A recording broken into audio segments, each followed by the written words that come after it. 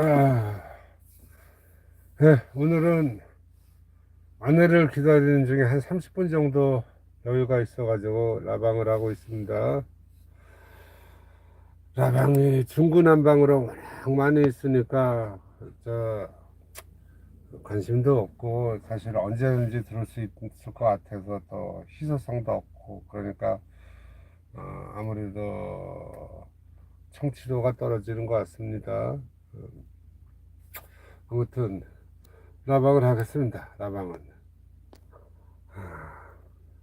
제가 보는 관점은 이제 국제관계에 대해서 미국이 저렇게 나올 때는 우리가 다음 정권에도 자 바이든 때 뺏기고 트럼프한테 뺏기면 다음 정권이 민주공화당이 되든 어떤 정권이 되든 또 이런 요구를 할 겁니다. 즉 아, 그들이 얘기하는 자유민주 진영 뭐 그냥 자유민주 진영 가치 이런 거 저는 별로 중요치 않게 봅니다. 한 나라가 발전하기 위해서 차용한 게 뭐 자유민주주의니 공산주의니 자본주의니 이런 거지. 나라와 민족이 얽히기 설켜가지고 인류가 이렇게 발전해 온 걸 끌고 온 거예요. 제가 보기에는. 그렇기 때문에 그런 그 어떤 재단화 시키는 거를 별로 저는 인정을 하지도 않고 반기지도 않습니다. 다만 다음 대통령이 이렇게 와도 한국에 이렇게 무리한 요구를 하면 한국은 망합니다. 지난번 얘기했듯이 윤석열이가 1200달러나 줄 때는 핵 제철이라든지 우리가 민감한 거를 어떤 식으로든 끌고 왔어야 돼요. 그냥 바이든이 요구한다고 그래 자유민주 질서에 투철해 그래가지고 이거를 그냥 갖다 바치는 그런 대통령은 대통령으로서 자격이 별로 없습니다. 요거 하기 전에 보통 제가 아내가 가고 나서 한 시간 정도 라방을 했었는데 30분 한 이유는 30분 동안 미국에 있는 친구놈하고 떠들었는데 걔가 그러는 거예요. 야, 돈도 대주고 그러면서 그 창피를 왜 당하냐. 그리고 그거를 쭉 뉴스에 나왔을 때 사람들은 한국을 범죄자 집단화 취급한다는 거예요. 제가 얘기한 거 똑같습니다. 즉, 본때를 보여주기 위해서 뭐 미 이민 당국이 그렇게 하고 트럼프는 몰랐다 하지만 그렇게 하면 이미 기존 투자했던 LG 엔솔이나 현대차에서는 공기가 늦어지니까 어떻게든 정부한테 우리 정부한테 얘기해서 빨리빨리 처리해 달라고 하는 거죠. 기업이라는 건 자기 목적이 최우선이잖아요. 자기네 수익을 거둬야 되니까.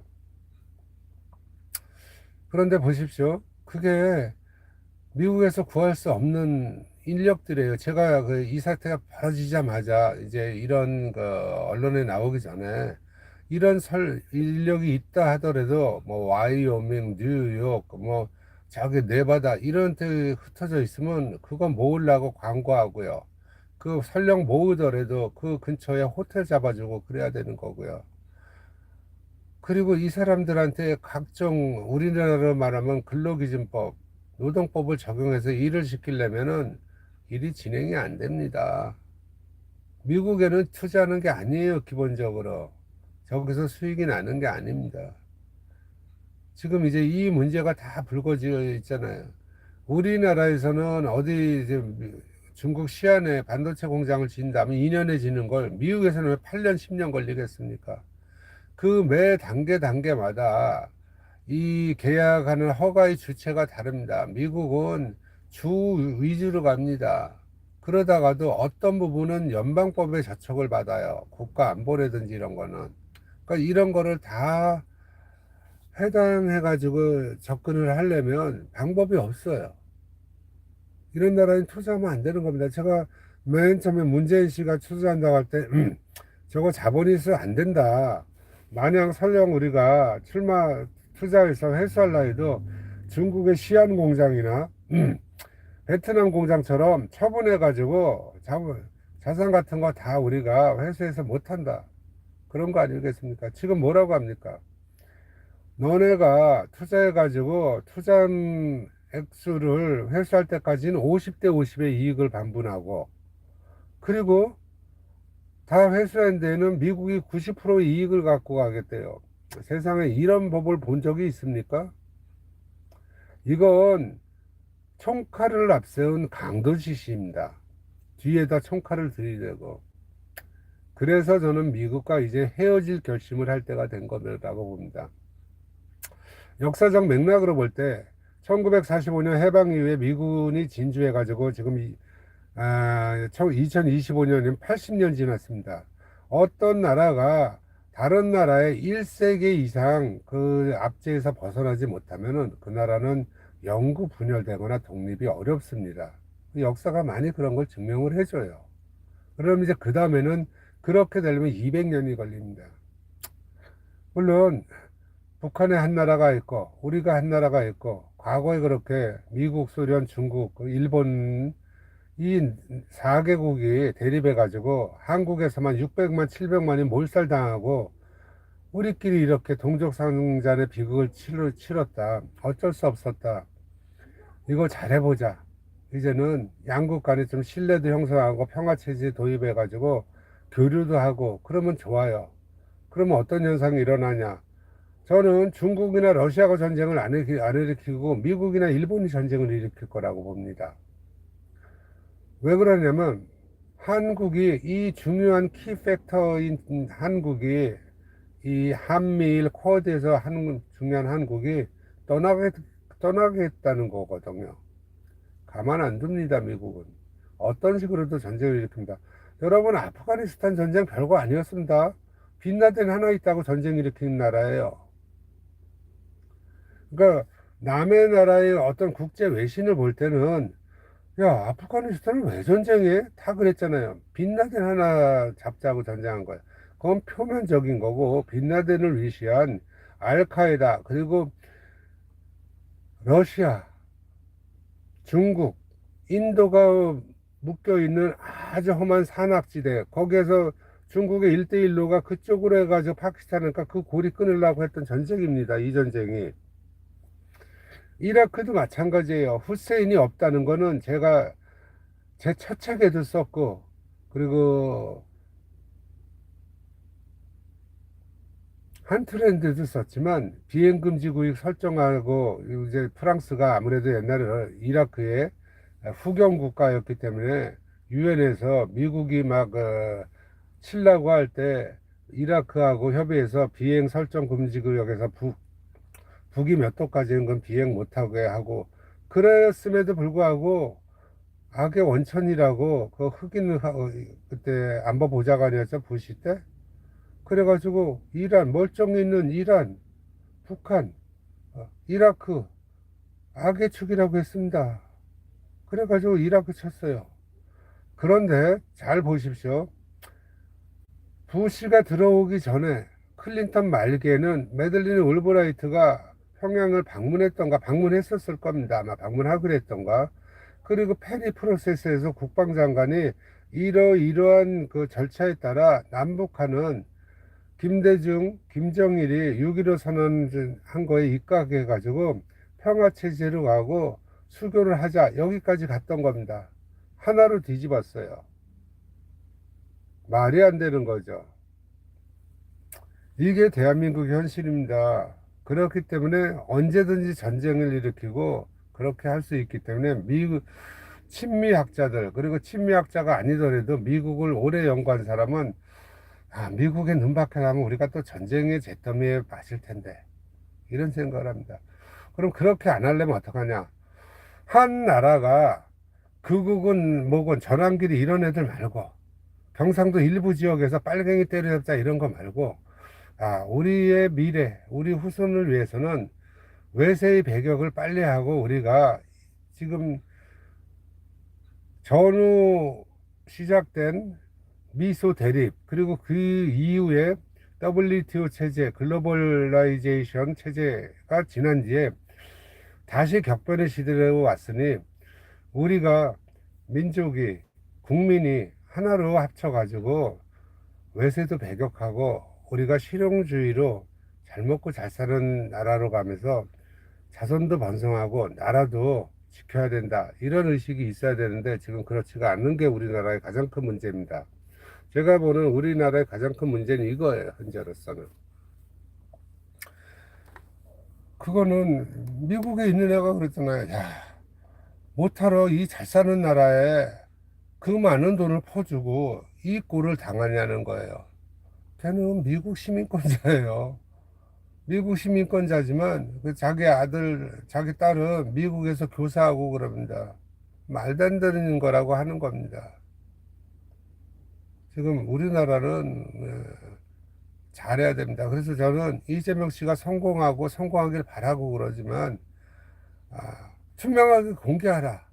저기에 자신 없으면 공개하는 게 좋습니다. 그러면 국민이 아니 이렇게 해결을 해서 이렇게 가지고는 우리가 협정 맺으면 안 되는 거 아니야?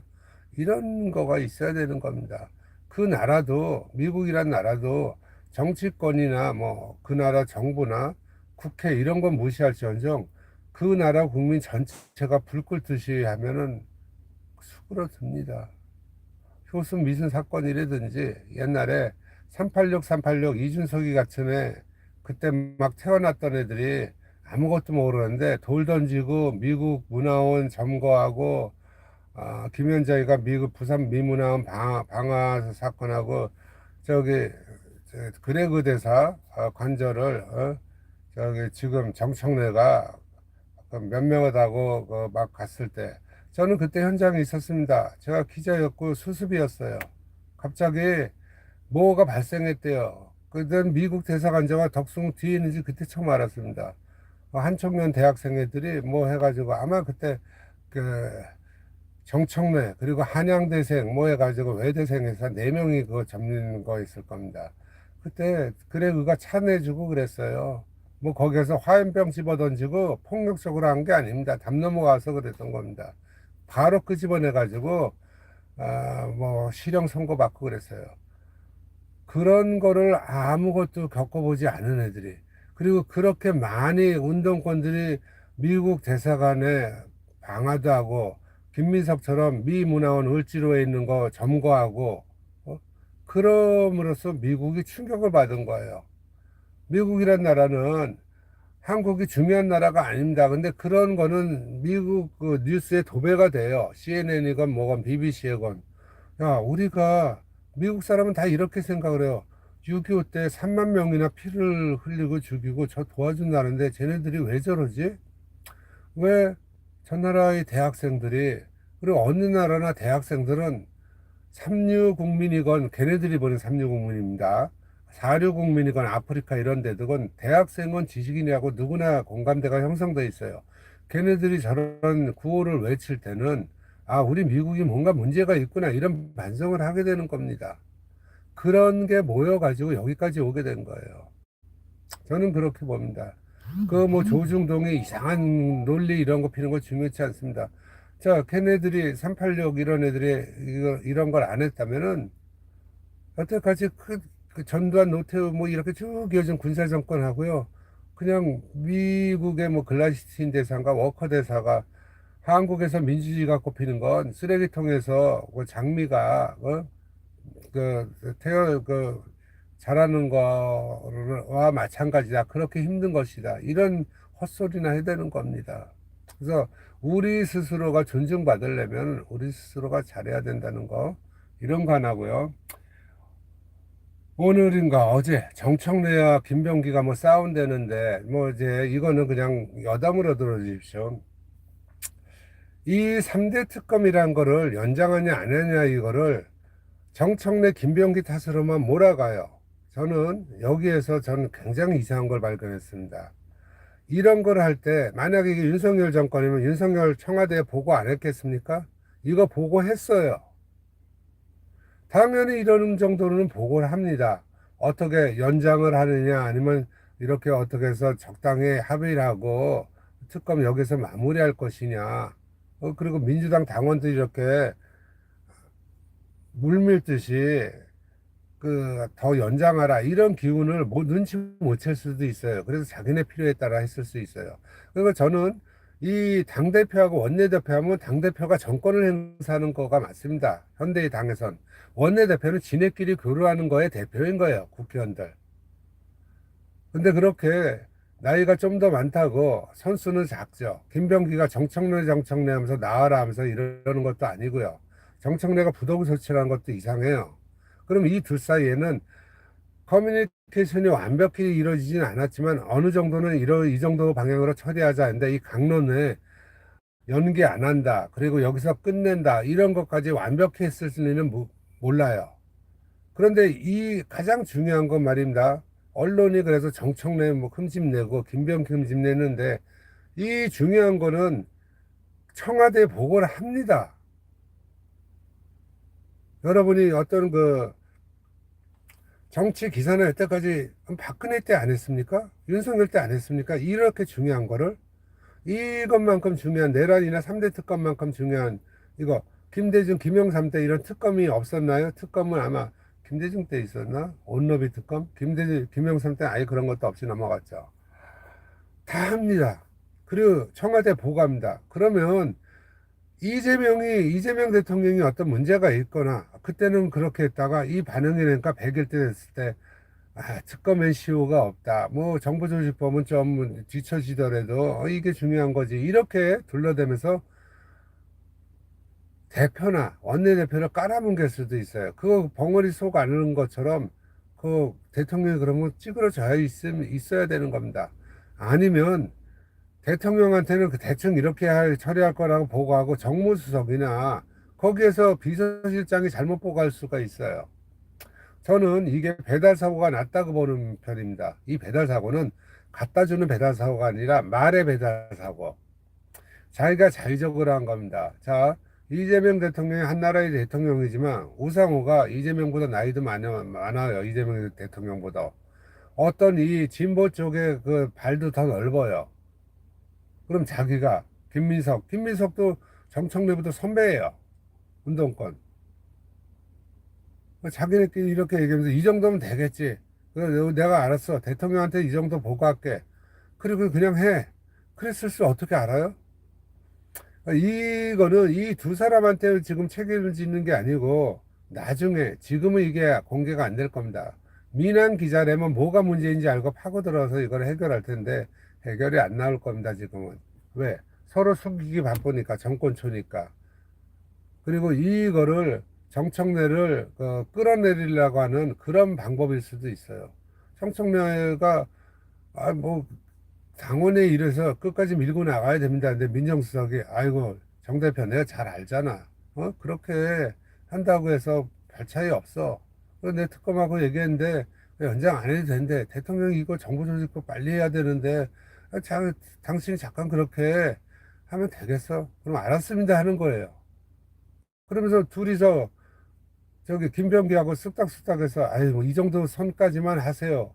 그랬더니 김병기는 더 알아듣고서 지가 더 거기서 더 양보할 수도 있어요. 그러니까 김병기는 아니 네가 그런 지침을 줬는데 너 정청래 네 탓이다 이렇게 하는 거고 정청래 이런 경우에는 찌그러드는 겁니다. 위아래로 해서 그 하나 있지 이런 게 한 번, 두 번, 세 번 쌓이면 대표직에서 물러나야 돼요. 대표직에서 사람을 끌어내린 방법은 여러 가지 방법인데 이런 방법이 최고 좋습니다. 정치권에서는 많이 봤어요. 이런 방법을. 그렇기 때문에 어떤 기사를 읽을 때는 내게 그 시나리오고 소설 같지만 이런 비슷한 사안, 그리고 이렇게 중요한 사안을 과연 청와대한테 보고 안 했을까? 여기부터 의심을 해야 돼요. 그럼 청와대에서 지침이 내려온 거를 당대표나 원내대표가 그거 안 됩니다 무시하면서 합의를 했을까요? 왜 그쪽은 문제를 안 삼고 정책내가 김병기로 하죠? 이 두 사람을 희생양으로 지금 삼는 겁니다. 그 중에서 보이는 김병기의 태도는 내가 본 바로는 골 때리는 거예요. 원내대표는 대표의 하수인이에요, 사실은. 서열이 있는 겁니다, 당에서도. 당대표는 그 당의 대표예요. 원내대표는 국가의전서열에 10위권 안에도 못 들어가요. 그런데 자, 의전서열 보십시오. 대통령, 그 다음 뭐죠? 국회의장 2위죠. 그 사법부의 대법원장인가요? 그리고 그 다음에 총리 뭐 이런 식으로 내려와요. 그다음에 여당 대표, 야당 대표 서열 5위예요. 이러면 안 되는 겁니다. 제가 이렇게 좀 여름에 말소리 높여서 한 거는 제가 본 바하고 너무 달라요. 그리고 기자들도 여기에 문제가 좋은 게 좋은 거다 해서 이렇게 연결해 주겠지만 저는 그렇게 하는 게 맞지 않다고 봅니다. 그래서도 안 되고요. 이거는 해야 될 대목이고요. 마지막으로 이거를 제가 올릴지 안 올지, 뭐 안 올릴 때는 막 이런 사람 저런 사람들 다 되고 그러는데 제 입에서 뭐 살아남은 사람이 몇이나 되겠습니까? 그런데 올릴 때는 가급적 얘기를 합니다. 자, 정부에서 수도권 뭐 해가지고 앞으로 135만 원 이렇게 공급한다는 얘기는 여러분이 잘 들으십시오. 제가 도심의 땅 사라고 했죠.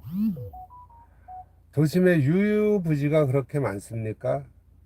일단은 이렇게 많이 된 거는 서울에 각종 인프라가 있어서 대통령실을 옮기고 청와대를 옮기고 국회를 세종으로 옮겨도 당분간 서울의 독보적인 위치는 무너지지 않는다는 거 사람들은 압니다.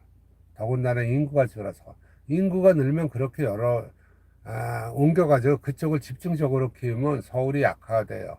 근데 지금은 그럴 단계가 지났습니다. 이건 제가 부동산을 보는 눈이에요.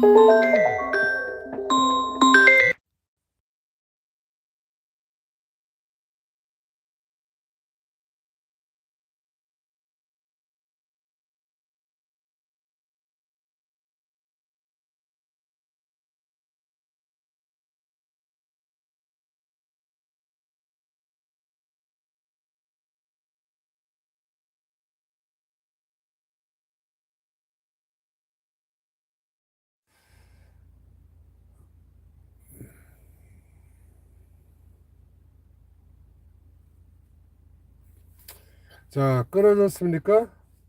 들려요? 다시 연결됐나? 들리면 들린다고 댓글을 해주세요. 그렇지 않으면 그냥 여기서 끝내려고 하거든요. 안 들려요? 들려요? 이거 중요한 건데, 주택에서는. 잘 들려요? 자, 마지막 말씀드릴게요. 정부에서 도심에 뭐 이렇게 공급한다. 유의부지 없습니다. 3기 신도시 빨리 공급해야 되고 3기 신도시는 국토부나 이런 데서 태만히 일을 처리한 결과예요. 윤석열 때 아무것도 일을 안 했어요. 윤석열이 다시 제일 큽니다. 이번에 주택이 안 오른 건. 주택을 가격을 떠받들라고 특례 보금자리론이라든지 이런 거를 막은 건 있지만 건설할 생각도 없고 뭐 대통령이 일을 안 하면 아래도 일을 안 하는 거예요. 여러분 아시겠지만. 자, 그러면 도심에 뭐 이렇게 공급한다는 건 뭔 공급이냐면 제가 얘기했죠. 사람들은 아파트에 살고 싶어요. 저는 단독 살아도 돼요. 근데 이제는 이 나이에 60대 중반 되고 그러니까 단독도 무서워요. 이상 험난한 게 많으니까 아파트가 편해요. 옛날에 내가 30, 40 이랬으면 아파트 안 살고 단독 살았을 거예요.